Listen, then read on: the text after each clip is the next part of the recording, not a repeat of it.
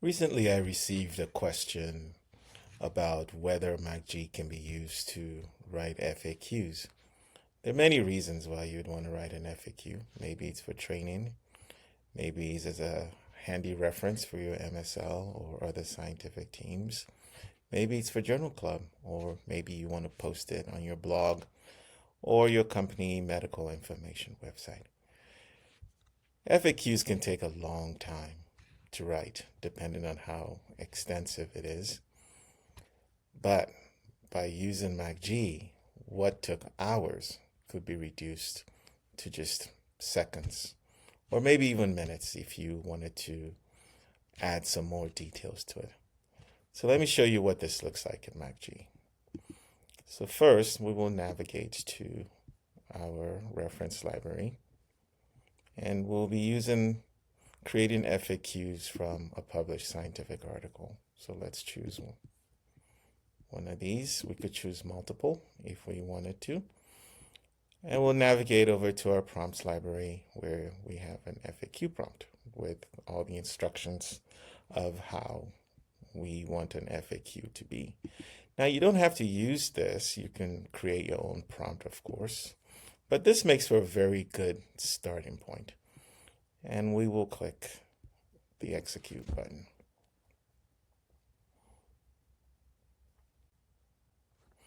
So here we have our output is beginning to be displayed by MacG.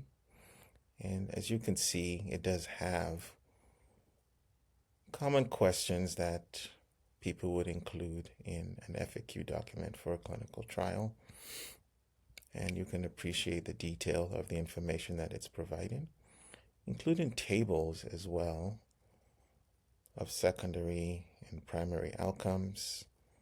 Adverse effects are included and summarized.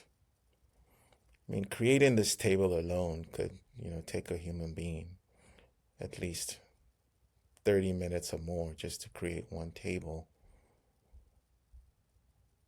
But with MacG, this is done very quickly in seconds.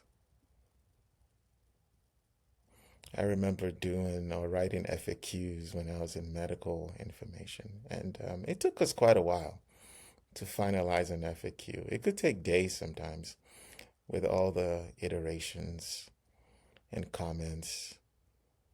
But at least if you can quickly draft the first version and send it to your team members for comments and further input, and then come back and use the system to iterate and refine the output, you can be done creating your FAQ very, very quickly. So work that took days may be reduced to hours.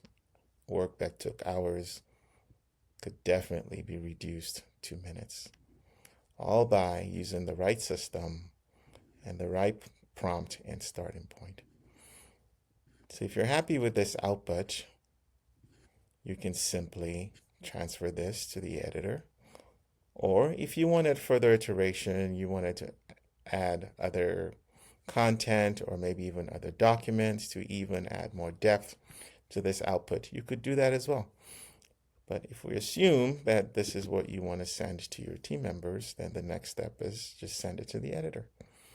And within the editor, you can add more content if you choose to. You can move things around if you want to. And then when you're done, you can send this document to your teammates for their input. And then you can further refine it from there. Your original conversation with MacG is still here. And you can continue to have other further conversations with MacG to iterate and fine-tune this document even further. But as a first draft, I think you can appreciate that this is a very good first draft. And I have seen many first drafts of FAQs and other documents as well that are written by hand. And in my opinion, this is very, very good as a first draft. But you try it yourself and let me know what you think.